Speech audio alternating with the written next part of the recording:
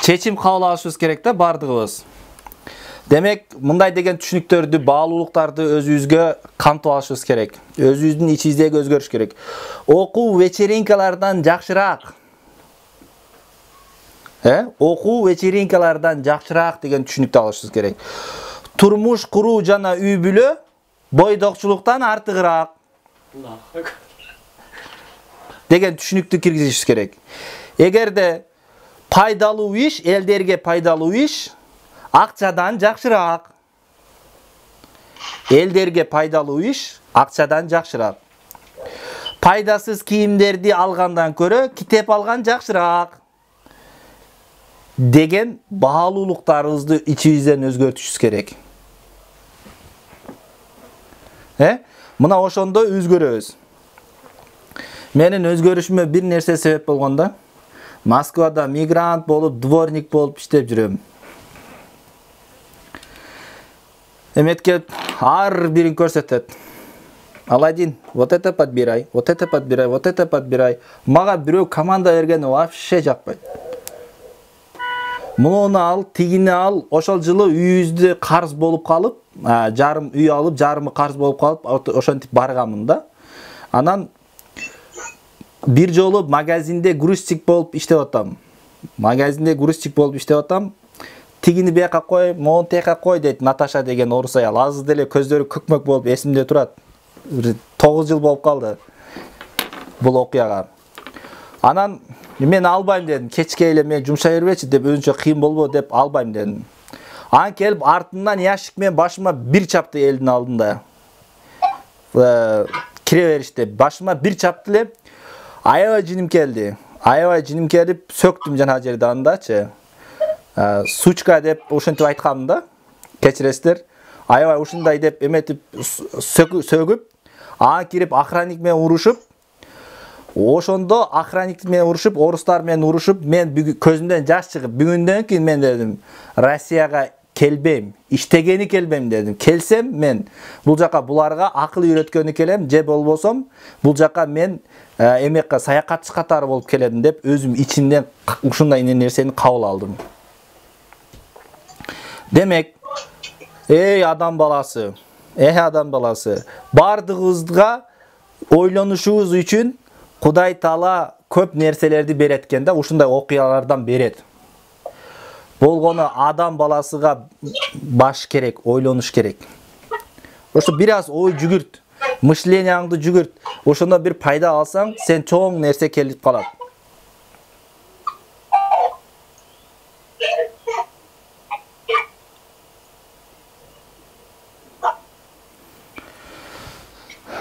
Кече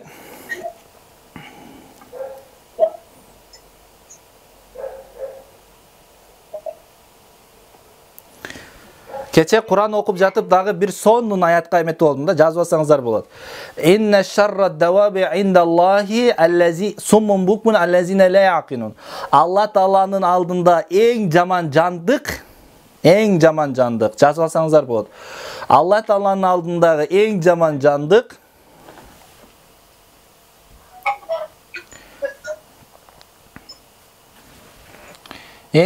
жандык көрбөгөн,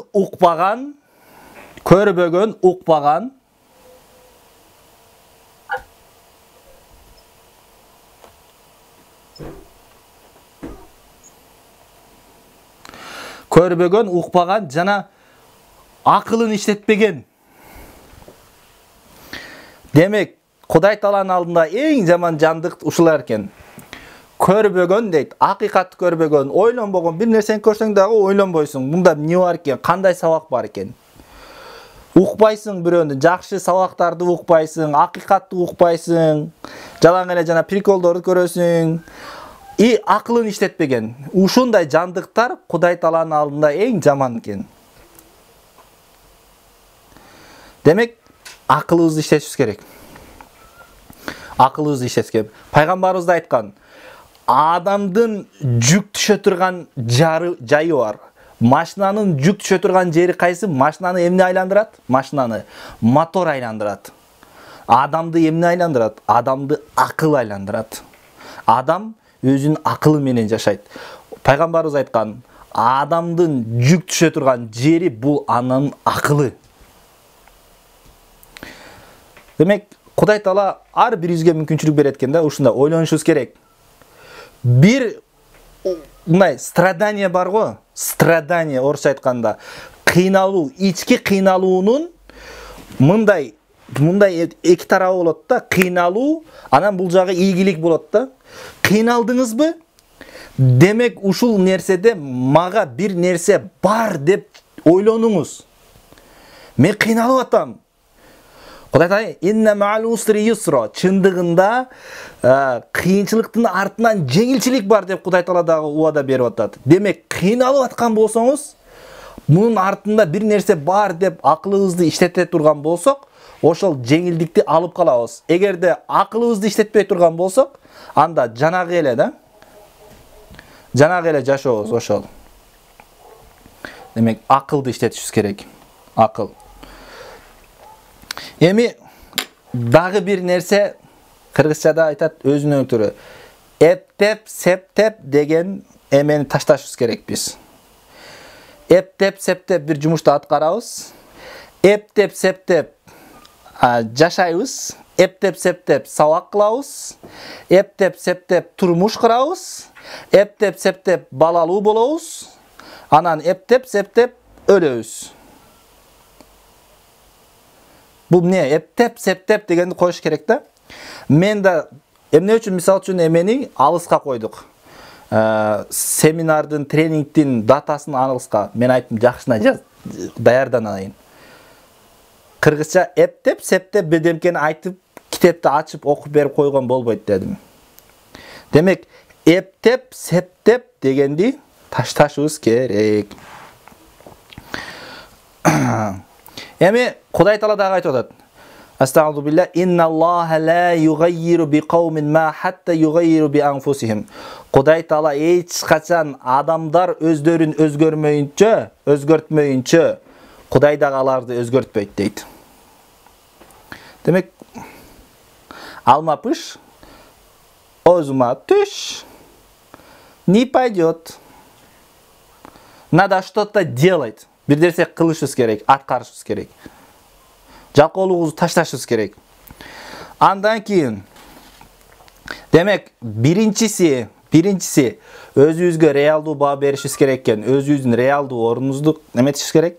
Экинчиси, өзүбүздөн башташыбыз керек. Өзүбүздөн. Ата-энебиздин өзгөрүшүн каалайбызбы? Демек, өзүбүз.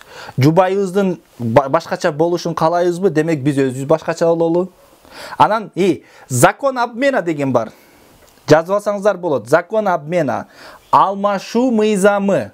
Жашоо турмушта алмашуу мыйзамы. Мисал үчүн, азыр бул жакта алмашуу мыйзамы.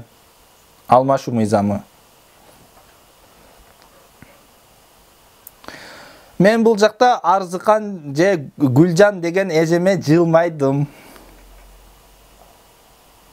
Жылмайсам, алар да мага жылмай атат. Карасаңыздар, мына күлүп атат Гүлжан эжем.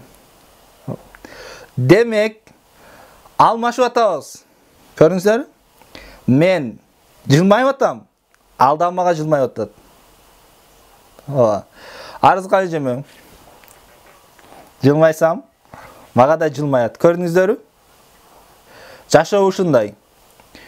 Биринчи, азыр мен айтсам, Гүлжан эжемди же Арзыкан эжемди мага жылмайчы десем, анда эмне үчүн жылмаям деп суроо бериш мүмкүн да. Эмне үчүн жылмаям? Сен эмне кылып койдуң мага? А мен өзүм биринчи жылмайдым. Анан кийин Арзыкан эжем дагы мага, Гүлжан эжем дагы жылмай атат. Ага кошулуп алып, биякта байкебиз дагы жылмай атат. Демек, көрдүңүздөрбү? Ушундай да алмашабыз. Атабызга жакшы бала болобуз. Балабыз бизге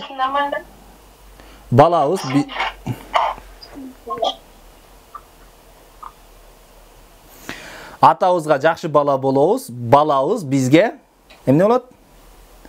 Жакшы бала болот. Ушинтип алмашабыз. Бирөөгө жакшы дос болосуң, ал сага жакшы дос болот. Бирөөгө жакшы жубай болосуң, түгөй болосуң, ал да сага жакшы түгөй болот.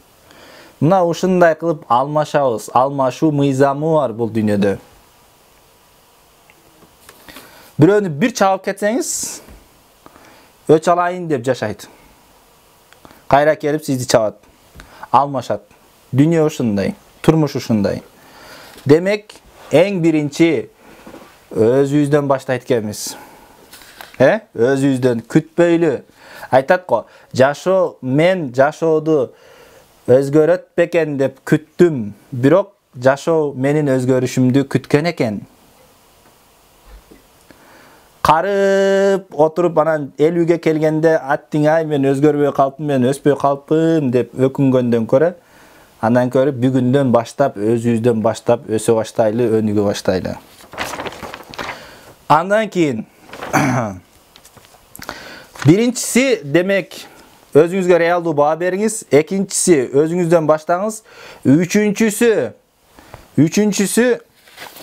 орусча айтканда вечная правота, ар дайым меники туура деп санаганды таштаңыз, айланайын.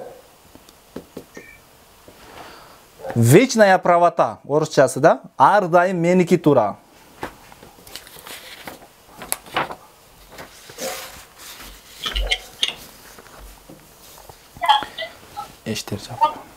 Ар дайым меники туура десеңиз, мына караңыз. Ар дайым меники туура. Биринчиден ар дайым меники туура дейсиң го? Бербейсиң. Баары бир талашсаң дагы, тартышсаң дагы өзүнүкү бербегендер бар го? Биринчиден өзүнүн мен вечный мен правыймын. Я прав, я права. Мен турамын деген адам биринчиден катасын кабыл албайт. Катаны кабыл албайт. Катасын кабыл албайт. Экинчиден катадан сабак албайт. Катадан сабак албаган адам өсө албайт.